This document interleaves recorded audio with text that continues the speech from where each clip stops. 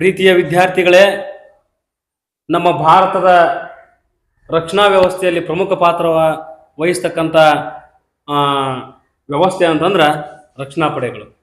ಈ ರಕ್ಷಣಾ ಪಡೆಗಳು ನಮ್ಮ ದೇಶಕ್ಕೆ ಎಷ್ಟು ಅವಶ್ಯಕತೆಯಪ್ಪ ಅಂತಂದ್ರೆ ಭಾಳಷ್ಟು ಯುದ್ಧಗಳನ್ನು ನೀವು ನೋಡಿದ್ದೀರಿ. ಮೊನ್ನೆ ನಡೆದಿರ್ತಕ್ಕಂಥ ಪಾಕಿಸ್ತಾನದ ಆಕ್ರಮಣವನ್ನು ಬಹಳಷ್ಟು ಧೈರ್ಯದಿಂದ ಮೆಟ್ಟಿ ನಿಂತು ನಮ್ಮ ರಕ್ಷಣಾ ಪಡೆಗಳು ನಮ್ಮ ದೇಶವನ್ನು ಕಾಪಾಡಿದವು. ಅಂಥ ರಕ್ಷಣಾ ಪಡೆಗಳು ಬಗ್ಗೆ ನಮ್ಮ ಶಾಲಾ ವಿದ್ಯಾರ್ಥಿಗಳು ಹೇಳ್ತಾ ಇದ್ದಾರೆ. ಅದರಲ್ಲಿ ಪರಿಚಯ, ರಕ್ಷಣಾ ಪಡೆಗಳ ಜವಾಬ್ದಾರಿಗಳು, ಅದೇ ತೆರನಾಗಿ ಭಾರತೀಯ ಭೂಸೇನೆ, ಭಾರತೀಯ ನೌಕಾಪಡೆ ಹಾಗೂ ಭಾರತೀಯ ವಾಯುಪಡೆಗಳ ಬಗ್ಗೆ ನಮ್ಮ ಶಾಲಾ ವಿದ್ಯಾರ್ಥಿಗಳು ಸಂಕ್ಷಿಪ್ತವಾಗಿರ್ತಕ್ಕಂಥ ಮಾಹಿತಿಯನ್ನು ನೀಡ್ತಾ ಇದ್ದಾರೆ. ಕೇಳಿ. ನನ್ನ ಹೆಸರು ವಿನಾಯಕ ಶರಣಪ್ಪ. ನಾನು ರಕ್ಷಣಾ ಪಡೆಗಳ ಬಗ್ಗೆ ಮಾತನಾಡುತ್ತೇನೆ. ದೇಶವನ್ನು ಪರಕೀಯರ ಆಕ್ರಮಣಗಳಿಂದ ರಕ್ಷಿಸುವುದು ರಾಷ್ಟ್ರದ ಪ್ರಥಮ ಕರ್ತವ್ಯ. ಈ ಕಾರ್ಯವನ್ನು ರಕ್ಷಣಾ ಪಡೆಗಳಿಗೆ ನೀಡಲಾಗಿದೆ. ಆದುದರಿಂದ ರಕ್ಷಣಾ ಪಡೆಗಳ ಪಾತ್ರ ಮಹತ್ವದಾಗಿದೆ. ಭಾರತವು ಶಿಸ್ತು, ಸಾಮರ್ಥ್ಯ ಹೊಂದಿದ ಹಾಗೂ ಪರಾಕ್ರಮವಾದ ರಕ್ಷಣಾ ಪಡೆಯನ್ನು ಹೊಂದಿರುವುದು ಹೆಮ್ಮೆಯ ವಿಷಯ.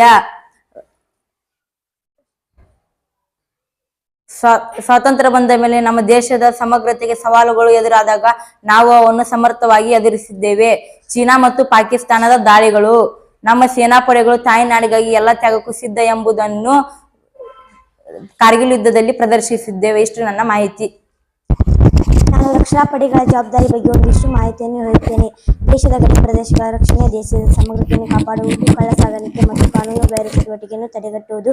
ಭಾರತದ ರಾಷ್ಟ್ರಪತಿಯವರಿಗೆ ನಮ್ಮ ರಕ್ಷಣಾ ಪಡೆಗಳ ಸರ್ವೋಚ್ಚ ಅಧಿಕಾರ ನೀಡಲಾಗಿದೆ. ರಕ್ಷಣಾ ವ್ಯವಸ್ಥೆಯು 3 ವಿಭಾಗಗಳನ್ನು ಹೊಂದಿದೆ: ಭೂಸೇನಾ, ನೌಕಾಪಡೆ ಮತ್ತು ವಾಯುಪಡೆ. ರಕ್ಷಣಾ ಪಡೆಗಳು ಸ್ವಾತಂತ್ರ್ಯೋತ್ಸವ ಮತ್ತು ಗಣರಾಜ್ಯೋತ್ಸವ ಪರೇಡ್ನಲ್ಲಿ ಪಾಲ್ಗೊಂಡು ತಮ್ಮ ಸೇನಾ ಸಾಮರ್ಥ್ಯವನ್ನು ಪ್ರದರ್ಶಿಸುತ್ತವೆ. ಇಷ್ಟು ನನ್ನ ಮಾಹಿತಿ. ಭಾರತೀಯ ಭೂಸೇನೆ ಬಗ್ಗೆ ಹೇಳುತ್ತೇನೆ. ಭಾರತದ ಭೂಸೇನೆಯು ವಿಶ್ವದಲ್ಲಿ 2ನೇ ಅತಿ ದೊಡ್ಡ ಭೂಸೇನಾ ಪಡೆಯಾಗಿದೆ. ಭೂಸೇನೆಯು ಪದಾತಿ ದಳ, ಸೈನಿಕ, ಅಶ್ವದಳ, ಫಿರಂಗಿ ದಳ, ಒಂಟೆ ದಳ ಮತ್ತು ಯುದ್ಧ ಟ್ಯಾಂಕ್ಗಳನ್ನು ಹೊಂದಿದೆ. ಭೂಸೇನೆಯ ಮುಖ್ಯಸ್ಥರು ದಂಡನಾಯಕ ಜನರಲ್ ಎಂದು ಕರೆಯುವರು. ಇವರ ಸೇನೆಯ ನಿಯಂತ್ರಣ, ಕಾರ್ಯಾಚರಣೆ ಮತ್ತು ಆಡಳಿತ ವ್ಯವಸ್ಥೆಯನ್ನು ಹೊಸದಿಲ್ಲಿಯಲ್ಲಿರುವ ಪ್ರಧಾನ ಕಚೇರಿಯಿಂದ ನಿರ್ವಹಿಸುತ್ತಾರೆ. ಇಷ್ಟು ನನ್ನ ಮಾಹಿತಿ. ನಾನು ಭಾರತೀಯ ನೌಕಾಪಡೆ ಬಗ್ಗೆ ಒಂದಿಷ್ಟು ಮಾಹಿತಿಗಳನ್ನು ಹೇಳುತ್ತೇನೆ. ಕರಾವಳಿ ತೀರವನ್ನು ಹಾಗೂ ದ್ವೀಪಗಳನ್ನು ರಕ್ಷಿಸಲು ನೌಕಾಪಡೆಯ ಅಗತ್ಯವಿದೆ.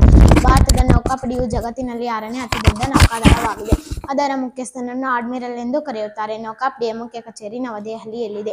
ನೌಕಾಪಡೆಯು ಆಧುನಿಕ ಮಾದರಿ ಕ್ಷಿಪಣಿ ಹಡಗುಗಳನ್ನು ಮತ್ತು ಜಲಾಂತರ್ಗಾಮಿಗಳನ್ನು ಹೊಂದಿದೆ. ಅವುಗಳಲ್ಲಿ INS ವಿಭೂತಿ ಮತ್ತು INS ಗೋದಾವರಿ ಪ್ರಮುಖವಾದವುಗಳು. ಅಲ್ಲದೆ INS ವಿರಾಟ್ ಮತ್ತು INS ಶಿವಕಾಲಿನಂತಹ ವಿಮಾನ ನೌಕೆಗಳನ್ನು ಹೊಂದಿರುವ ನೌಕಾಪಡೆಯು ಸುಸಜ್ಜಿತವಾಗಿದೆ. ಕರ್ನಾಟಕದ ಕಾರವಾರದಲ್ಲಿ ಸಿಬ್ಬರ್ಡ್ ನೌಕಾಲಯ ಸ್ಥಾಪಿಸಲಾಗಿದೆ. ಇಷ್ಟು ನನ್ನ ಮಾಹಿತಿ. ನಾನು ಭಾರತೀಯ ವಾಯುಪಡೆಯ ಬಗ್ಗೆ ಹೇಳುತ್ತೇನೆ. ಭಾರತವು ಪ್ರಪಂಚದಲ್ಲಿ 4ನೇ ಅತಿ ದೊಡ್ಡ ವಾಯುಪಡೆಯನ್ನು ಹೊಂದಿದೆ. ಇದರ ಮುಖ್ಯಸ್ಥರನ್ನು ಏರ್ ಚೀಫ್ ಮಾರ್ಷಲ್ ಎನ್ನುವರು. ಇದರ ಕೇಂದ್ರ ಕಚೇರಿ ನವದೆಹಲಿಯಲ್ಲಿದೆ.